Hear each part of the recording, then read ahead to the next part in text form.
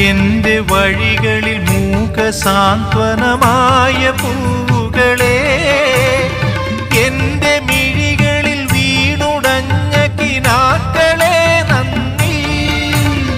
മധുരമാം പാധേയമായി തേൻ കനികൾ തന്ന തരുക്കളെ, തളരുമീയുടൽ താങ്ങിർത്തിയ പരമമാം കാരുണ്യമേ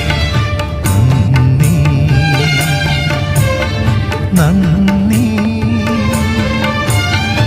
എന്നോടൊത്തുണരുന്ന പുലരികളെ,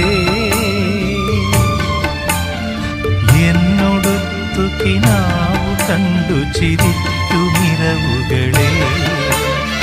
യാത്ര തുടരുന്നു